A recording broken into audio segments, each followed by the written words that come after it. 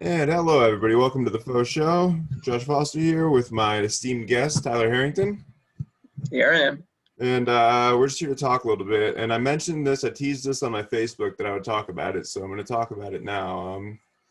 When I was 16, I applied for a job at Walgreens. And I knew for a fact that I wouldn't be able to pass a piss test. So I tried to stay sober. I got 24 days sober.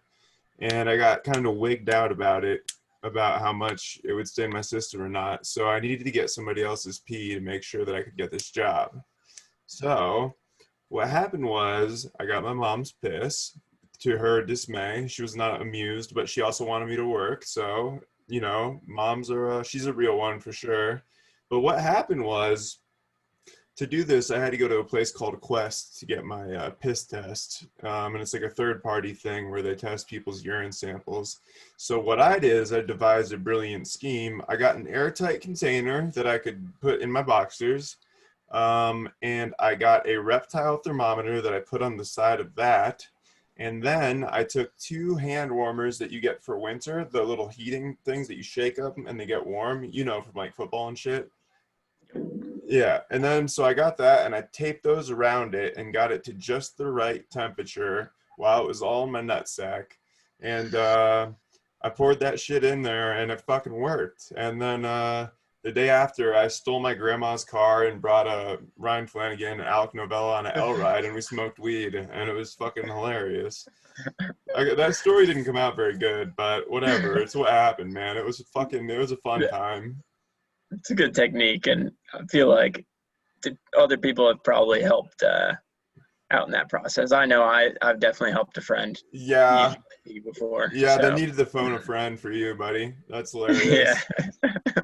So how's your day been going, man? It's going pretty good, honestly. It was a long day, but got a late start tomorrow, so it should be pretty good. You're on a ruck, right? That's what they call those when you run with the backpack? Yeah, it's basically just like load up a backpack and then walk or run however far you want to go. And how far did you go today? Do you know exactly? Today I probably only did like 2 miles, but I was trying to yeah. I can barely walk. Yeah. You got the skeletal structure for a walker. Dude, I do have the body type of a long distance runner, right? Yeah. They're like except for besides the dead lungs and the just lack of like motive to live, but work on those. You'd be surprised, like that could be an advantage in running, especially long distance. Yeah, you never know. Yeah, having that, like, wow, maybe you'd be so used to oh, this sucks, so that like when you get to that wall eventually you might be like, there you go, I've already been here. David Goggins it. Yep. Yeah, that motherfucker. Yo, he reminds me of you, dude. You guys are similar. I mean, he's more like extreme, in your face, work, hustle, but he's like not like hustle. He's like says meaningful shit. He's just intense about it. Yeah, one of my buddies actually had him as like an instructor in Buds. No way. Yeah, so like I guess during there was some huge like hurricane or storm or something like that. Sure. And they were in the middle of class and he was like, yeah, I gotta go. And like he's like, yeah, I gotta go run outside. Of course he does. Yeah. Of course, yeah. Yeah. So he was actually like that, I've heard of that from. Don't exaggerate at all. Right. That's what I was just about to say. I've heard him talk like on every platform that I've seen him, and he always talks the same shit. But dude, like on his Instagram or on his Facebook, Twitter, it's always the same shit. He's up doing shit that he hates every day. Mad respect for him, dude. Mad respect. Yeah. No, it's definitely Did you hear? He takes it to a very extreme level. To the most extreme level I've ever seen. Pushing his limits. Yeah, dude. I mean, have you seen any of his like Instagram videos or anything like that? I haven't really seen much of him. Just heard like the classic stories of being some crazy steel dude. Dude, yeah, he's just like, he's like, you know what I hate? Fucking eating. You know what I do? Like, I do it to fucking survive, like, and all this. He's just so fucking intense. He's like, I was listening to some like dork that lived with him. I think I showed you that Joe Rogan clip. He asked David Goggins to live with him, and David Goggins just like, yeah, all the stories in there were so fucking good. Taking ice bath. I think he was actually from Connecticut. Really? The dork guy. Jesse something. Yeah, he invented Spanx or whatever.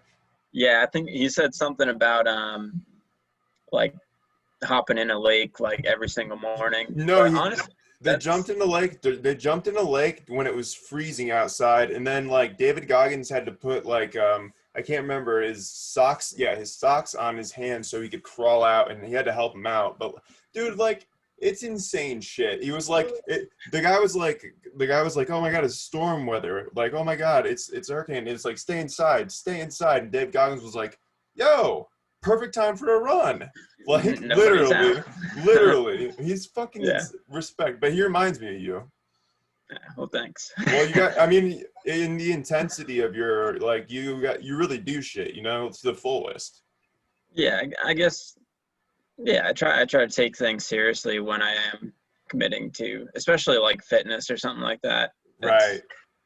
Yeah, all out. Do you think like me getting into fitness now that I'm trying to be sober would be like a pretty helpful thing? Oh, of course. I mean, I'm still learning to eat 3 meals a day, but like diet, fitness, hygiene, like especially like we were talking about that earlier, like sleep hygiene. Right. That can be really important if in terms of like reaching any goal. Like, I don't know what type of sleep schedule you're on now, but I know last time I was there, it was like the 4 a.m. to the 12-ish. Yeah. That's not a tough great. one. Yeah, it's not a good schedule to have. I've been better, but I have days where I slip, but I've been better about it. Yesterday I slept till 4, but I was doing good until then. I was waking up at around 9, you know, and staying up till around 12. So it was pretty healthy. Yeah.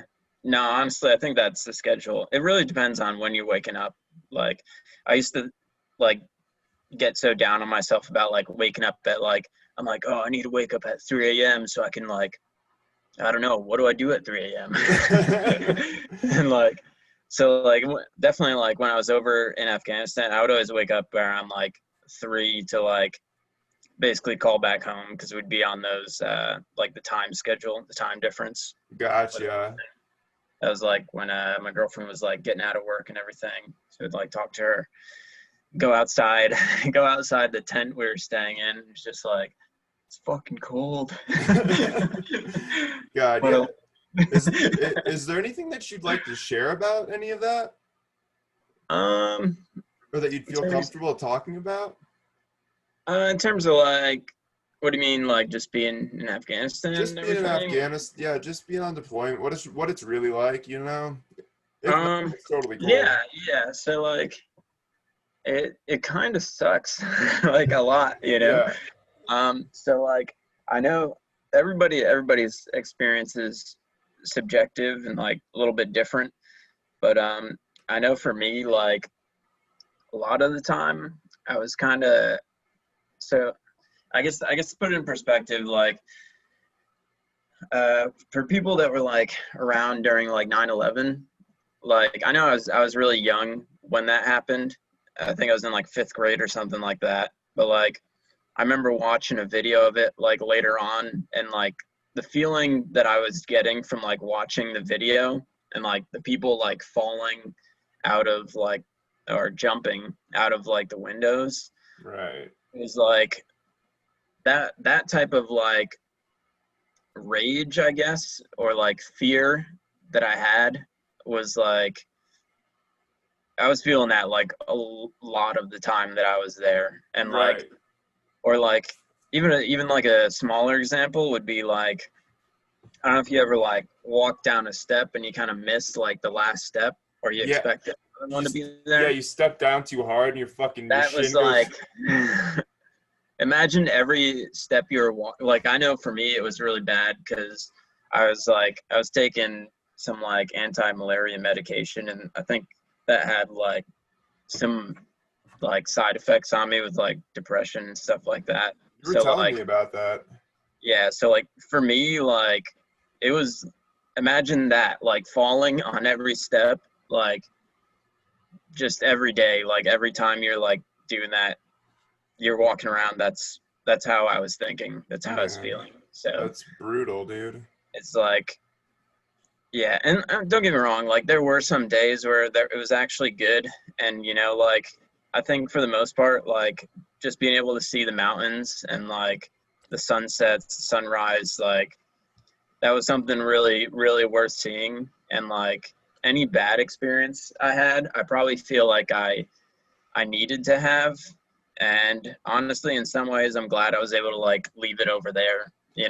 Yeah, man, you were sending me some of those pictures, and some of those were genuinely beautiful, dude. Yeah, yeah, no, it's really like it's a shame that like you can't really do much over there Right. because like it really is a beautiful country. And like I know I was talking to one guy who was there like before, like quite some time ago, like before the Russians kind of like first got there, and he was saying that like it's a beautiful country and like liberated too. Like he was saying like there's ski resorts and like women would like go around like not covered up, and it's Nice. just like, yeah, I think if you Google like Afghanistan in the 70s, just look at like the Google images and you'll be like, what the hell is this? You Completely know? different. Oh yeah. Yeah. So Yeah, man. Well, that's always fascinated me. Do you think do you think it was kind of necessary for you to go through that and go walk down that route to be where you are now? Do you think it helped you at all? necessary? Is it Yeah. necessary for me to drink my own? No, no, it probably wasn't. Honestly, it's hard to say if it was necessary. Right. Um, like, did any of us need to be there? I don't know. Maybe that's like the political answer, but like, I think a lot of the answers that maybe I was like looking for when I had originally signed up, I kind of wanted to have like combat experience, Right. just I don't know, just out of curiosity, honestly. And like, I think I probably could have done without it. And Yeah. like, because like I've had enough like inner turmoil, like Right. with myself. It's like inner conflict is can sometimes be tougher to deal with than external conflict. Often, I would say probably. Yeah, I mean, like even like if I've ever gotten into like a little tussle or like a fight or anything, like it's it's never been quite as bad as like the internal conflicts that I've had with myself. Right. Are you a person, do you think that, because like I know I have this with me. It's like I'm my own worst enemy. Do you ever get that feeling? Oh yeah. Yeah. Well, I think in some ways like uh you're so great and like you have such great potential that you have to like talk yourself down and out of doing things in order to like protect yourself from kind of jumping into that like too much of an ego big man. Right. That's an interesting Like, point. well, I feel like that's why we do actually get depressed, because it's like if you're in a negative like state of mind, you're probably gonna like you might end up being impulsive to like try and change your reality, and that's definitely not a good thing. That could lead to like suicide or like or like anything like that. Because I mean, I know there's like, yeah, there's definitely some times when I was out in Afghanistan that It was rough. I was very unhappy with my reality. It was bad, dude. Yeah, and it's weird because you kind of like culminate that lifestyle for yourself. Because I've done it in a different way. I haven't had, I've had internal battles and all that, just like you have, I'm sure. Yeah. But like, it's interesting how people kind of react and adapt to things that they have to do once they're put in tough situations, like being deployed. Like there's things that just completely change, like every kind of Yeah. creature comfort that you have, all that kind of stuff. Like, do you think you're more adaptive now that you've been through that? Um, no, honestly, it's kind of funny. So like, I mean, nothing really prepares you for, so like, it's kind of interesting. I was reading, so my girlfriend, her grandpa was like in the 82nd. I think he was in the same like company that I'm in, which is like really strange. Yeah. And he was saying in his book that like it's a completely different war like nowadays, like compared to like World War II. He jumped into like, I think World War II, Vietnam, I think Korea. All of them? Yeah, God yeah, damn, dude. yeah. So it. On our side? Mhm. Okay. Well, just because I know Yeah. I know your girlfriend's, Oriental or Asian, right? Whatever the politically correct term is. I think she's like Native American or something, but Oh like shit, that's at my least bad then. part. I don't know, but either way, like yeah, he was just saying in the book that like war nowadays is so different, and he called it like the atomic era, because he was saying like nowadays you don't even like see the enemy, so you're just like, and that's exactly what it was like. So the entire time you're there, like I remember when I had first gotten there, they did like a brief, and they were telling me that like, oh yeah, like whenever this alarm goes off, like that means you gotta like get under cover, and like because they shoot like mortars from like uh it's called like indirect fire from like, I don't even know, like 2 miles out or something like that. Right. It's like, so at any moment, whenever you hear that, and I mean, the technology they have to defend it is pretty like awesome, and I think it does a really good job of like breaking things up. But like, I mean, accidents happen, and like For you never sure. know like where you're gonna be. So like, so most of the time you're just kind of like, all right, well, I could sit around and just worry about it all the time, or I could, just kind of like hope that nothing happens. But it's so bad over there now that like just the boredom alone, you almost like wish that something would happen. You almost wish that you would get hit with like indirect fire. If that like, I'm not sure if that'll be relatable to anything, but like I think it's just the fact that I was so unhappy with the reality that I was living in, that any change, even negative, would be like, oh wow, I'm not numb anymore, I'm alive because I'm in pain. Or Absolutely, absolutely. I think being numb is a huge problem we have, and I think I can parlay that into the fact that like it wasn't just boredom. There's trauma and whatever, but it was essentially boredom. I mean, that's why I wanted drugs. There was nothing to do, and I couldn't deal with my own brain and my own thoughts. It was probably much like you were over there, like something just fucking happened. It's better than this, I yeah. just chose a dumber, less like Oh, contributing don't to society way, have to put it down, man. I mean, like, I did it to myself too. I signed up for the military. Right, And but there's some valor and there's some admirable courage that takes, I think, and I think that should be like addressed, because like what I did was just like avoid my problems as much as I could while still letting them just like keep piling up, and I don't know, man. You're a problem solver, so I always think it's interesting. It's always interesting because we're so different in the way that we've like gone since we were kids and everything. Like we split probably when we were like 12, but our ways of thinking are just so much different. But I feel like we're so relatable still somehow. oh yeah, no, I was gonna say, I mean, like, it's funny because me and you are going through a lot of the same things, but we also, you got to think pre-12.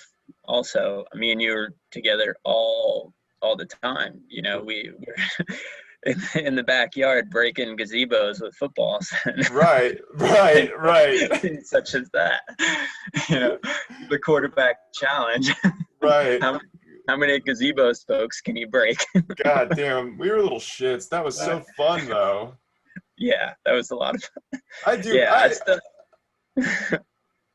I was gonna say I still remember that little tree down the hill. I feel like we're like climbing up that all the time and just doing kid stuff, you know. Man, Just yeah, not a care in the world, man. Yeah, I don't really wish that I could go back to those days, but it would be nice to revisiting those memories, man, because that shit was fun, man. memories. That shit really was fun, though, for whatever reason, you know. I mean, vandalizing shit, whatever, but just being kids was fun. Oh yeah. Nah, the crazy times, dude. Even like just the basement, dude. Oh God. Hanging out in the basement, Nintendo. That was such a good setup. It was cold as fuck in that basement, dude. Yeah, it was. It I always was. thought that like when we were like we'd be like laying on the ground and shit, like, damn, dude, this is actually kind of fucking cold. But Yeah, whatever. that I'll huddle basement. near the I'll huddle near the GameCube for some Yeah, more. yeah, dude, that basement was fucking beat. But whatever. We had that It old ass was the TV. spot though, It dude. was the spot, man. Oh yeah, that cranks. Yeah, you remember that thing? Dude, that And shit then was dope. I remember over at your pad, we'd be chilling because my parents never got me violent video games, and I was like fucking 11 or 10 or 9 or something. We were just playing Mortal Kombat at your house, like with your dad sometimes, you know, playing Halo with your dad. That shit was so fun, man. Yeah, no, those are some good times. Honestly, it's just crazy, like doing something as simple as that. Right, That's childhood. right. All the simple things, you know, just getting back to those. But, Right. Yeah. And I feel like we've as humanity, we've strayed so far from nature that everything's kind of fucked up. I do believe I want to go back to the natural, some parts of the natural order of things. Like I'm not sure what yet, but I know that I'm too embedded in technology and it's not good for me and I don't like it. And like yeah, I I know. don't want to be a hippie, but like I want to fucking kind of learn to cope in better ways. Yeah, well, I know. Like, remember the one time we went out to that little area just on the side of the road? Yeah. We're eating those little the MREs. Those. Yeah, the rations. Yeah, that's like dude, I would stay behind like whenever they would go to dinner, and I would just eat those like all the fucking time. They're not bad. Yeah, honestly, they're not terrible. Like when you have them for 6 months straight, I'm sure they get a little old, but like honestly, to have that solidarity away from everybody, like that was probably the worst part. It's just like being surrounded by people all the time. Yeah, that would drive me fucking crazy. Yeah, But think yeah, yeah. like but on that rations thing, like that was like I remember that very fondly going and eating those rations with you because like that was like one of the first times that I got out of my house, but also you were here and we actually did something. And it wasn't like Yeah, huge or yeah, anything, but we actually did something. And like that makes such a difference. Just being outside, being with your friends, like you forget how much good it does. I forget how much good it does for me yeah. personally. No, I mean it still even felt good for me, even though we're just like on the side of the fucking road somewhere. Like, Yeah, near a bunch of deer shit and whatnot, rabbit pellets. yeah, Yeah, that shit was good. yeah, that was a good time. But yeah, I don't So even remember. I'm kind of curious about this as an addict to a non-addict. So you'll have some beers every once in a while, right, with your boys? Yeah, like every once in a while. Yeah, every Like, once in a blue moon. honestly, I don't really like drinking that much, just because like I feel like it just kind of numbs me that way, and like after That- being like numb for so long, it's like I don't want to feel that way, you know? That's funny because I feel like I'm so sensitive to everything that I feel everything at all times. I'm a Yeah, fragile pussy, so I drink so I can be numb. So I like, which is like I don't think it's the inverse, but I don't it know. is interesting that the coping strategies are definitely, it seems like opposing, but Yeah, like believe me, I've definitely had my nights where I've drank like just incessantly, like you right, know, right. We all do. 10. But it's interesting to see like what makes one person be able to do that and then stop, and then why some people like me can't. Like because I've met some really intelligent drug addicts and alcoholics, and it's like you're still fucking stupid somehow. Like my dad was like really smart, but he was like, Yeah, he would talk forever about like any subject, and dude, like I remember always hanging over the stairwell trying to get upstairs while yeah, he's yeah, like yeah, because he wouldn't shut talking. the fuck up. But the problem is all the information that he said was right. Now that when I've grown up and realized that he read so much, he was so fucking smart, and like he still couldn't avoid like the illness, the opioid things, all that, and it like that scares me. I think it has to do with like being overwhelmed too, like I know we talked about that a little bit like before, but like if I think if you receive too much information at once, you like freak the fuck out. Yeah. And like I was listening to this one audiobook, I think it's called like Metahuman, by like Deepak Chopra, and he talks about that. He's like, and if you were to teach like an artist how to do art by showing them all art that ever existed from cave drawings up until now, whatever graphic design on computers, like think how overwhelming that would be. Like Insane.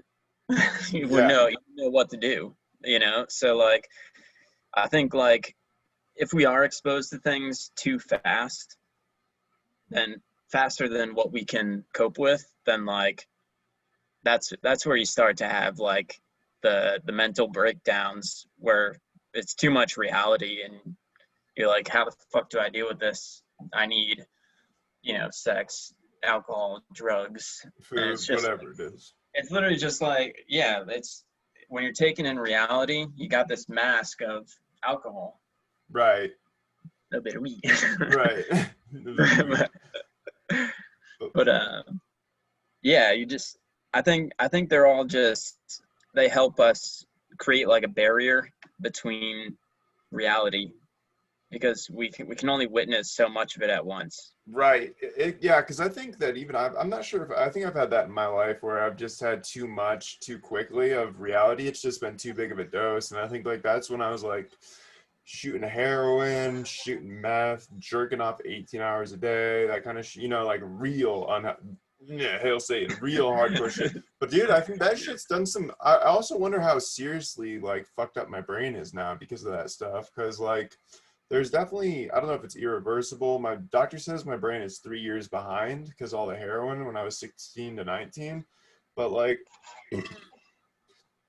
I don't know. I'm just slows you down like a sea turtle. yeah, man. But like, Your brain is aging slower. Maybe it's an advantage. I don't know. who knows? Yeah, it could But be. have you ever heard about that? Sea turtles, I guess some of them eat jellyfish and it gets them like super high. I did not know that, but I did know. Do you know there's like jellyfish pills that you can take and it helps your memory like recover? Yeah, who knows what's on the internet. Yeah, no but shit. I've definitely heard that before, and it's funny. I was reading this other book. I just finished it today. It's called Secret Life of Cows. Really? The Secret Life of Cows. Is it And they were good? talking. It was pretty interesting. Like you can only talk about cows for so long. I think it's like 100 pages or something like that. But like one thing I found interesting, they were talking about I guess one of the cows, they had a truck on the farm, and like they said whenever they pulled up the truck, the cow would come over and like go up to the exhaust, and it would basically like just inhale the fumes, and Jesus. like all the time the cow would do this. What the This fuck? this particular cow, and like when it's just like nobody's immune to.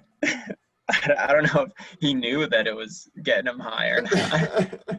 But hey, even cows like to get high. So Apparently, man. Yeah, nobody's safe. yeah. So I mean, who knows? It's just thing. I don't know.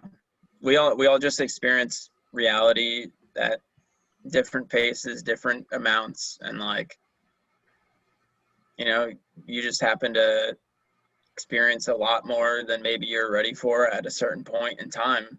And like I don't know, that would be something that you would know, I don't know. Does that like sound like there'd be anything that you could think of? Uh, about things that I've had too much of too quick. Yeah, maybe. So kind of like I guess like any past trauma, like what do you think might have led you to drugs as like a Well, coping I was mechanism? talking to my therapist recently, and like she says that I have trauma and all this, like because my dad used to fall asleep in like GameStop and shit, like he was all fucked up on pills. So Yeah. one time I was like I had to take he was taking like forever sorting through the same like 4 vinyls, and it was literally like 6 hours. I had my Trojan jacket on the floor, and I was just like laying on the floor and all that, and I was like, is that trauma? Because like it kind of fucked me up, I think. And she was my therapist was like, yeah, that's definitely fucking trauma. And then like just having my dad almost crushed me when I was like 12, trying to play with me and all this shit. He fell like asleep with his knee on top of me and almost fucking crushed my ribs. And like I don't know, but like I don't know if I'd consider that trauma. But my problem is I also compare myself to others, and like others have It's been through so much worse than me, you know? well, you can't compare it because like, I mean, if that was traumatizing to you, then it was a trauma. Then it was Right, child trauma, And right. like, given like, accidents do happen, but like, how you interpret that event could have a great effect on how you live your day-to-day life. Yeah, I was talking to Flanagan about this recently. We were talking about how all the things that are like from your past, everything like from your childhood, there's like a reason why you're doing the things you are today. Like there's some kind of fucked up shit that happened in my childhood that kind of drove me to drug addiction and all that kind of shit. Today, it's the same thing. I think by vice versa. If you have good parents and loving and nurturing and everything, you end up in college. You live a good life. But there's some of those kids get real fucked up though too. Yeah, well, I think for me, like my parents, like they're great. I love them, but like sometimes their expectations were like way too high, Way too high.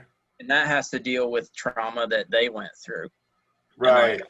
I just recently talked to my mom about this, and she was saying that my brother's mom was like always like really really mean to her because she you know I guess she said that like she was stealing my dad from her when they weren't even together, and like basically my mom was just trying to do the right thing and like help raise Casey, my brother.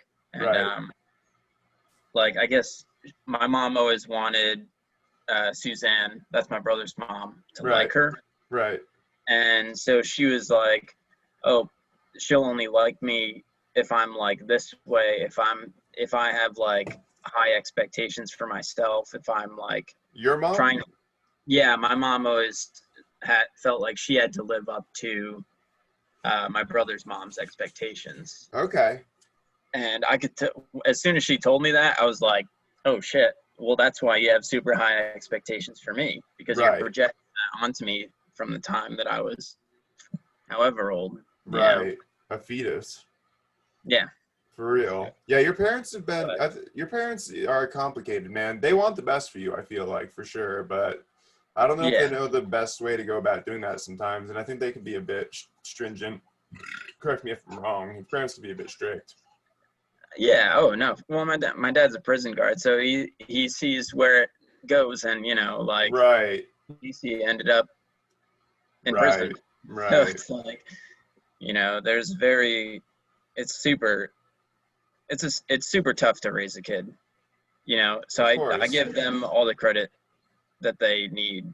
Like I love them so much, and like it's it's got to be like really hard to raise a kid, and yeah, I don't know. It's just I don't blame them for anything. Like I think it would have helped if they knew why they were doing the things that they were doing, if they had the awareness there. But like now that I have the awareness of why they're doing those things, like it helps me to cope with, what why I have high expectations for myself. Great. Right. Yeah. Which you do, make no mistake, my friend. You have the highest of expectations of yourself. Yeah, it's kind of crazy. Like, I think, I mean, like, I'll still always have that as like part of me, I think, but I've actually been able to like kind of shed that a little bit and just like honestly just be like, I don't know, sometimes I just want to be normal and like have like maybe like have a farm or something and like Right. it'd be so cool just to be able to exist simply Yeah. until I'm over it, and then I'll be like, oh, I need to do everything. Yeah. No, I agree though. I agree That's with the that. old me. No, I agree with that sentiment though, man. My mom has that same thing where she's just like, I just want to have an RV, drive around and surf. Like that's all she wants, you know? Yeah. Like, which I love. It's great, you know? But essentially she wants the same thing. Like she Yes. wants she wants freedom, and Yes. that's what that sounds like to me. And like Yes. for me, like I want, either security or privacy.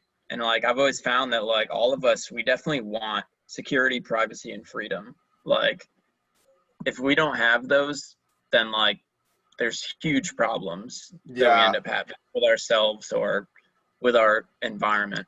I agree. I agree about all that. And yeah, and recently I was been hurt or whatever in this whole thing, but like money really does buy freedom, which is like to an extent Yeah. because like if I want to get my mom an RV where she could surf whatever, like money would fix a lot. And I always think about how like if I won the lottery, it would be like this, and this is how it would go. Like I used to think a lot about that kind of shit. Now I'm like, even if I got the money or whatever without like working for it and without like putting an effort like forward, I wouldn't feel good about it, and Yeah. I would just never be in that position. Like even if I was to make a music song and it was an overnight success, I would be in no place to deal with all the repercussions of that. Repercussions. Yeah. Yeah, you I used know. to honestly, I used to think the same thing because me joining the military, I guess was really sudden for like my parents. They're like, why do you want to do that? And I was like, I like always wanted to do that. Right. Just I didn't know when or like how it was gonna work out, but like for me that was often how I felt. I was like, no matter how much money I make, like because I was working a bunch of different jobs for a while, but like that's pretty much what it came down to. I was like, no matter how much money I make, like it's still not going to fulfill me in that sense of like whether it was guilt or like a sense of duty, like to essentially like earn my freedom in a Right. way. That was like no amount of money was going to do that for me. Right.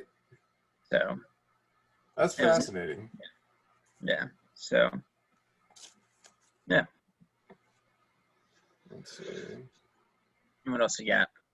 I got a bunch of dumb things about lack of sex life, what it's like to be a true alcoholic, personal struggles, bunch of bullshit. Yeah. I mean, have you been like struggling with in terms of like alcohol? Yeah, man. Today's been a pretty bad day. I mean, I didn't drink or anything, yet, but yeah, I always get this impending doom feeling like before I relapse. And it's like, what's fucked up about it too is like, I know it's going to destroy my life. And like, something about me really likes that. Like, I really like the fact that like, if The I start instability. yeah, like the drinking, like if I go back to drinking, it's going to come back with a vengeance. I'm going to be drinking more, harder. And it's like something about that is like almost romantic to me. Like, I don't know what it Yeah. is. It's like the same kind of way like Johnny Cash makes whiskey seem romantic. Like there's something Yeah. about like this, what they say in Fight Club, self-destruction is or self-improvement is masturbation. Yeah, not self-destruction, and like, Yeah. there's something about me that wants to do that, but like it'll be really hard to it's still a fucking struggle, but like it would be really hard to go back to that lifestyle. It'd be hard on everybody around me. It'd be really fun for me, but we're not here to have fun. Well, so like one thing that is actually really funny, like one of my buddies that I met in the military, he was just telling me like, like whenever I would feel like inadequate or like doubt myself, he actually like told me one time, and this kind of like changed how I look at things a lot. He just said, you know, that you're actually like a really talented person, and like, you know, that if the only thing that's actually capable of stopping you is yourself. And that's why like you doubt yourself, because whether it's like an insecurity or like anything like that about like failing or like not being adequate enough, like all I know is like I definitely needed to hear that like at that point in time in my life. Yeah. And like I still even go back to that moment. Like he may have been drunk when he was calling me, but like but he, you know, it's just funny. I think he called me at like 4 a.m. or something like that. I was Right. like, I happened to like be up or like in between sleeping or something like that, and he was like, it's like, hey man, just want you to know, like, you know, essentially that, like, the only thing that's going to stop you is you, because like you're too good otherwise.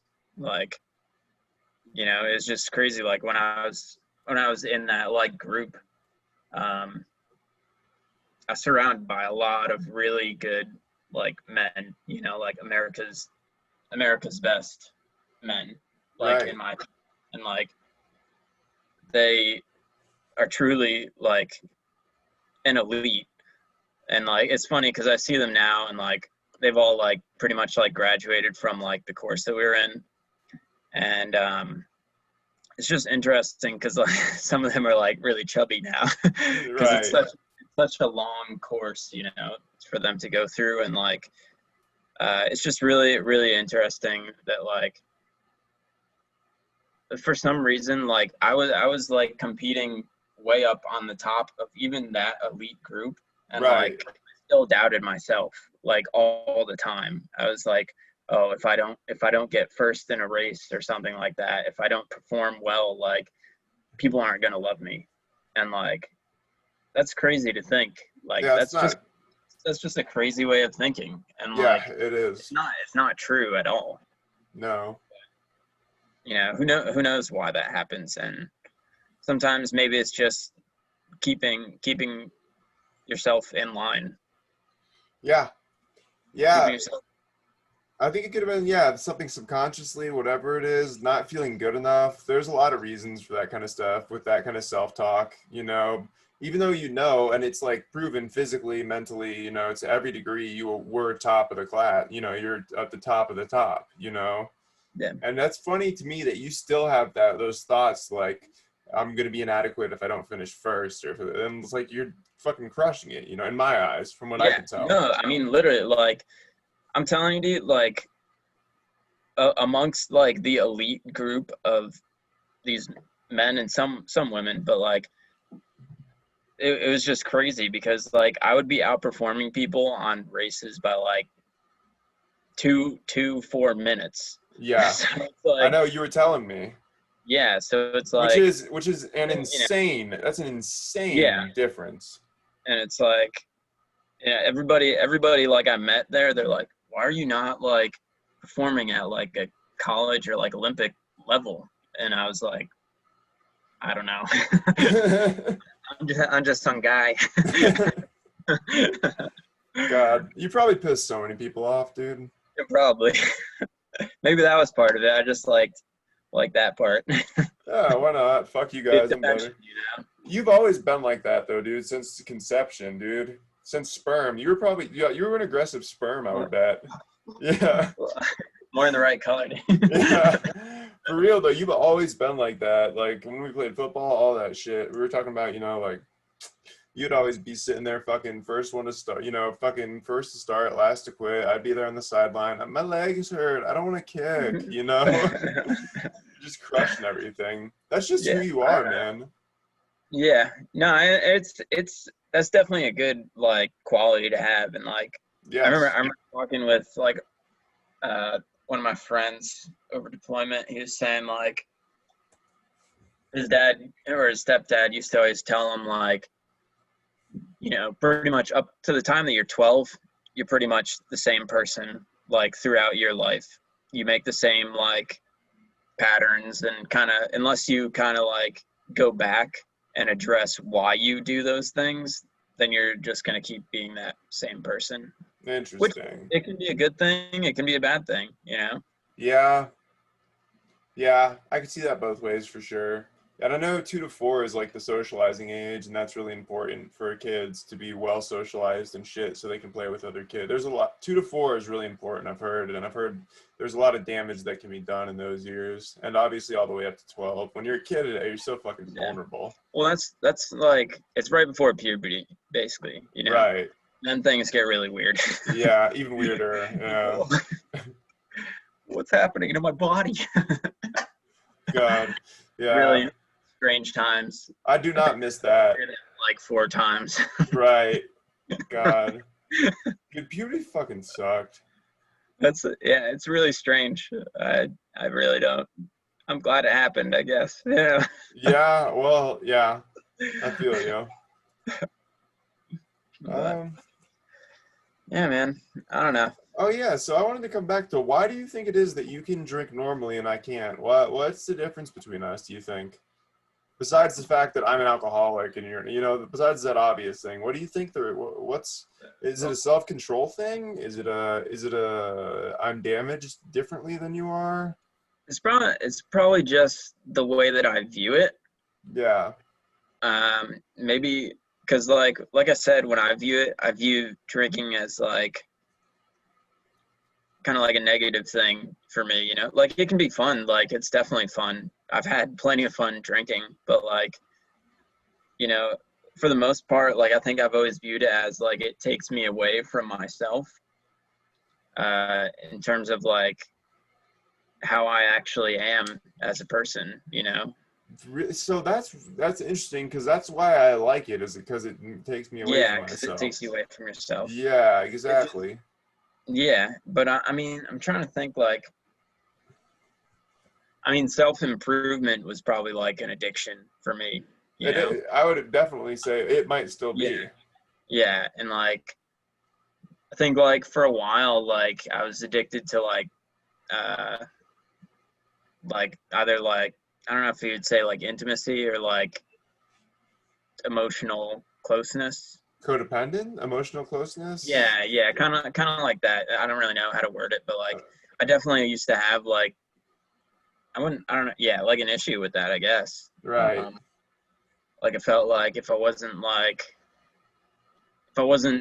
feeling like I was getting external love from people, like at all times, I'd basically feel like I wasn't like adequate, and I think like I think that goes back to like my parents too. Like I think they taught me how to love others really well, but like not so much myself. And like, that's been like kind of I don't know, maybe just learn that on your own though. And so like I said, I don't blame them for anything. It's just like kind of how I think about it. But yeah, that makes sense to me. Yeah. So that was, for a while, like that was like a really big thing for me. And like, yeah, honestly, I don't even know like how I really got past it. I actually had this like really weird like dream one time, and like I think that like helped. But so like it's always weird like talking about a dream, because it's like you never know if people are gonna like understand it. But right. Essentially, I think like in the dream, like I was at my own like funeral, and so like all my friends were kind of like in the pews and everything, and then I saw like my parents and my sister kind of like in the middle, like in the front, and I was kind of like off in the corner, like observing. Right. I guess. And then like when everybody was like crying and they were sad, then my sister looked at me, and then I started to like rise up into heaven. Right. Essentially. And like as I looked towards like the door of the church that I was in, and like it's like I saw this like kind of like a light and it's weird, it's cliche to say like a light, but essentially like I felt like I was talking to like God or like a higher power, and he essentially somehow let me know, like he didn't say it, but like he let me know that like you're not alone, like you're never going to be alone, especially like when you get to heaven, like people are going to be waiting for you, essentially. And like since then, like that's a pretty like powerful moment in my life when I woke up, I was like, what the fuck just happened? And then Right. like I went to the mirror and like I like looked at myself and like I just started like crying, and it was just like it was crazy, dude. Like like I can't even, yeah, it's just wild to like think of that emotion that I was feeling of like complete fulfillment from myself, you know? Right. Yeah, I mean, I can't imagine how powerful that was, man. Yeah, That's infinitely fascinating. yeah. A lot of cool things happen in dreams, like for sure. I've had some weird ones, but I don't remember most of them. I've definitely had a lot of weird ones. Yeah. That's cool though. I mean, yeah, does that make you think there's something bigger out there than us? mm, I definitely think so. Whether it's the way I was raised or like, just me not understanding like what else is out there. Like, I don't know, it's crazy to try and wrap your head around the universe Right. It and really is. how it started, how it all began. But like, I don't know if I had to choose in believing in this ultimate, whether it's good or like just this ultimate uh, idea of like experiencing, I guess like if I had to believe that there was a God or there wasn't a God, and that God is a loving God that's gonna like look over me and protect me and save me, I guess, in my times of need, then like why wouldn't I want to believe in it? Right. Whether there's proof or not. Like, It's a nice belief to have, man. yeah, Yeah. yeah. I mean, how have you been with like religion or spirituality?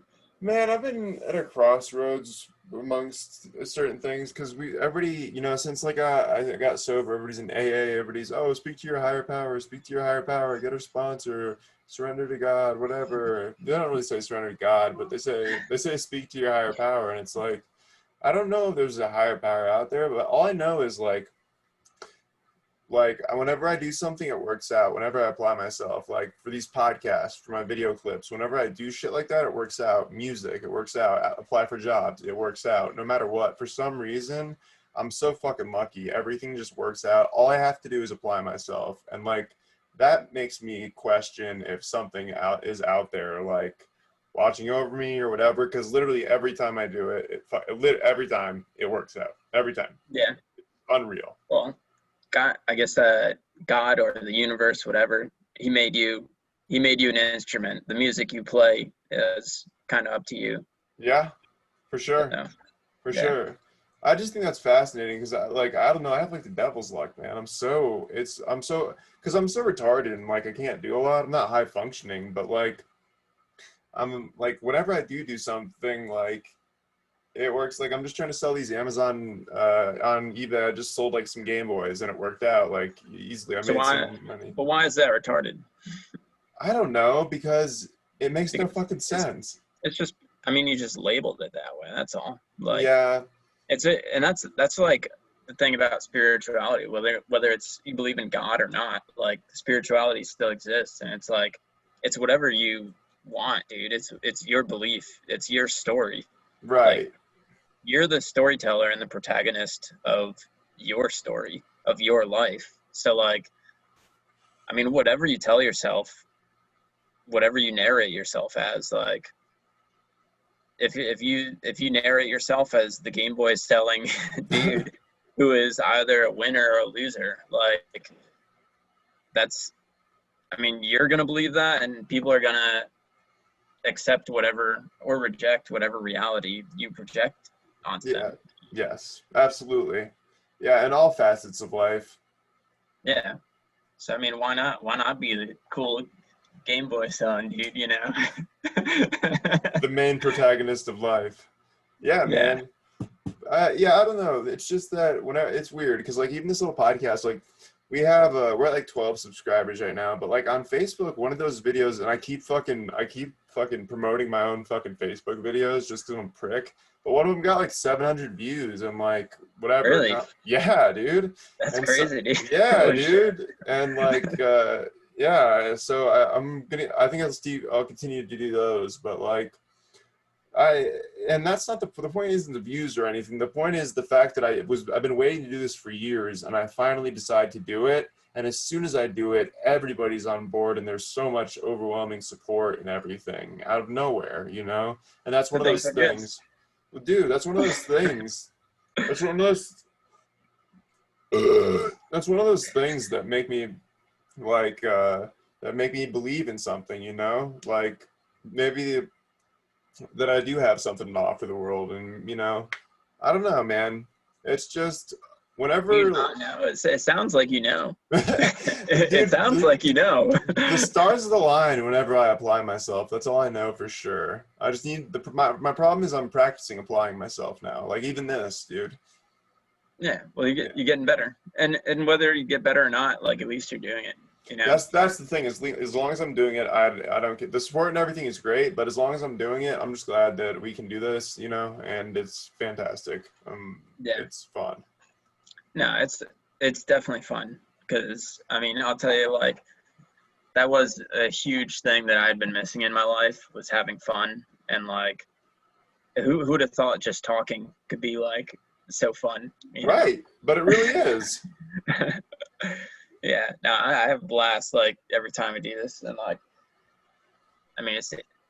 this is something we've been doing. Me and you have just been talking our Right. entire life, you know. But like, Right.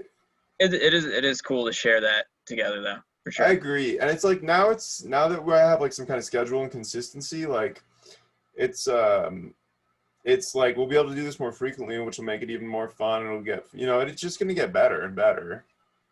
Yeah, it definitely it gives my Wednesdays purposes for sure, you know. But like it also like earlier or later in the week, like I think about the podcast, and you know, like that's just part of having something to look forward to, like Right. having something to wake up to. This is life. Right, but that's something that I was missing, dude. I was missing that for so long. Something to look forward to, and that's so important to have is something to look forward to, you know. Yeah. And now I have like this kind of shit. I know it's it's small, it's menial right now, but it could grow, it could not. But it's something to look forward to, and that's all that matters. Yeah. So I love it. I love it, baby.